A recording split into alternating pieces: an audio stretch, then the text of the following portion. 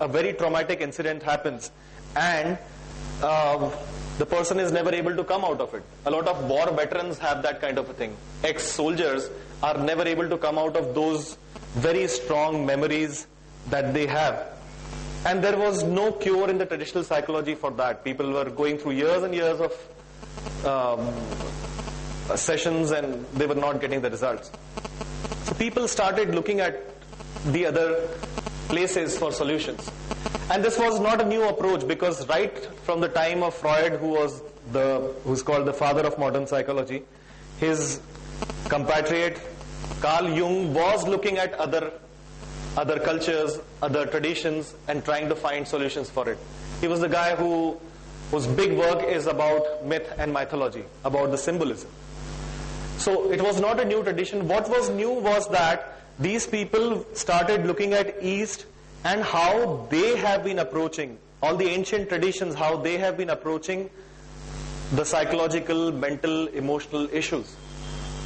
These were the people who were not righteous about their approaches, who did not think of only themselves as superior. So when they started looking at East, they realized that in East, namely China and India, we had never separated our body and emotions. And not just that, we had another aspect in this whole system, which was energy. So there was the physical body, which was gross. There was the energy, which was subtle, and as we can see the impact of that on our body, and even more subtle, even more finer aspect of our existence, the emotions. So in Chinese medicine, for instance, in China, in traditional medicine, if someone said, "I'm depressed," that is not a mental issue. They would ask, what are the symptoms? And the symptoms are always physical. So the symptoms are lethargy, symptoms are lack of physical energy, and so on. So they were always talking about physical symptoms in terms of your body. Also in Chinese medicine, you will find that all the emotions have a seat in certain body parts. For instance, liver is the seat for anger or fear, your very primitive emotions. A lot of people from the West started doing a research, and they started utilizing all these insights. And this whole new stream of knowledge was emerging. While this was happening, a lot of behavioral studies also started happening. People started using language to get rid of psychological problems. So if you look at, there's this famous shrink's couch where you go and narrate whatever your problem is, and just by narrating it and then asking a few proper questions and leading the whole thing, getting a perspective and getting a solution for your problem. It also gave way to another stream which emerged, was neuro-linguistic programming. Neuro-linguistic programming, as the name denotes, is reprogramming the language of your brain, the way you perceive things, the way you process things, the way you interpret things, the way you react to things. Okay? So neuro-linguistic programming was born.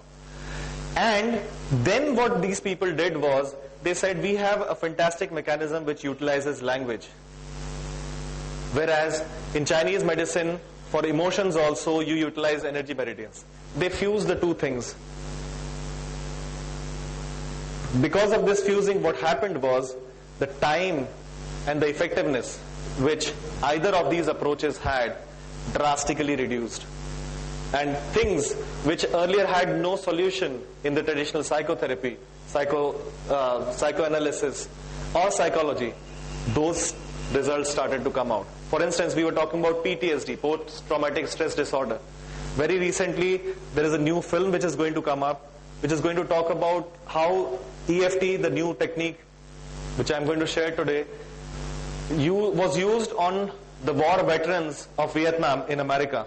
And those people who were suffering for more than 20 years, they got a relief on it. And it is such a huge achievement that it is difficult to even capture in a book or on a film, but you can relate to those people the kind of freedom that they got was visible. This is the kind of thing that energy psychology has constantly been doing. But if we really look at it, what do we know of psychology is what we think we know. Okay? We have a certain intelligence and we are trying to solve a lot of problems through our intelligence, aren't we? Right? And there is a big stream of intelligence which is your untapped energy and your untapped intelligence which is inherent in you, which is the rest of the iceberg, I would say. So your heart doesn't need your deliberate work to pump blood. It does its work. Every cell in your body has that intelligence, right? If you had to monitor every single cell deliberately and consciously, imagine what kind of energies it would require. So it means there is so much else that is already present inside us. What is it in the form of? There is an innate wisdom, there is an innate energy, there is an innate system which is taking care of all this. And on the surface, we know very, very little. If we can just create a connection from what we already know, our conscious, and we can create a connection with that huge stream of energy which is there inside us, intelligent inside us, there are a lot of results that are possible. Okay? And let's also start looking at what is it that's coming in the way.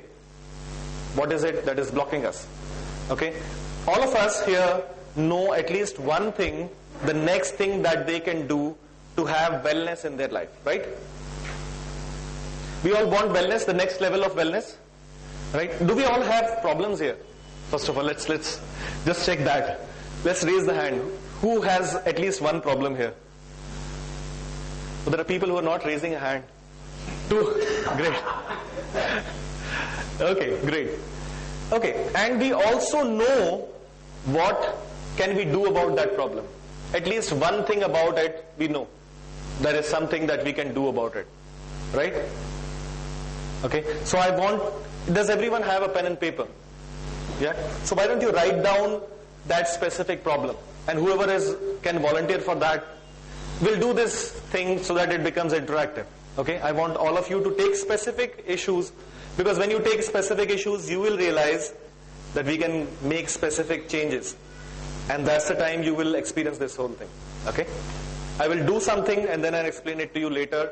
I will not move till I have answered all the questions. So relax. Just flow with this first and then we'll look at all the questions. Okay, so one problem.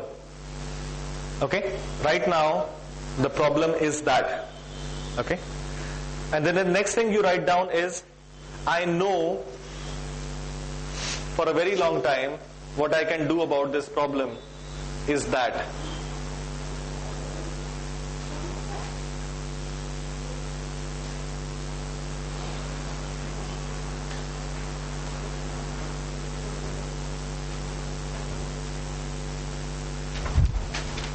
Okay, so who wants to volunteer with me?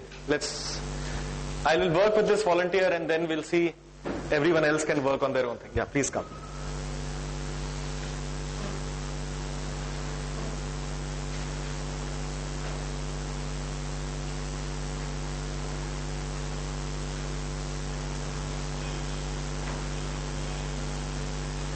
Right. So what is the problem? You've written two problems. Okay. Do not feel like reading news. Okay? Do not feel like exercising. Okay, great. At least the second one is, I think, whoever is here, I think a lot of people must be having this problem. Don't feel like exercising. Right? No, especially common problem here. People who are in the gyms will not have this problem. They will have a problem about reading. Don't feel like reading. People who are in this library have no problems reading, but they have a problem going and exercising. You talk to them about just a 20-minute... Sorry? Yeah. I got that. Newspaper. Right. I know. There is... news has become negative news. And again, that is, I think, one of the other addictions that every one of us seems to have. We can't live without news and we don't like the news that we are looking at, but we are constantly processing it. Okay, so which one of this you would want to take? Second one. Okay. So please say it aloud. I do not feel like exercising. Okay. And what do you think can you do about it? You know something that can be done about it, right? What can you do for this problem? You know at least one solution for this.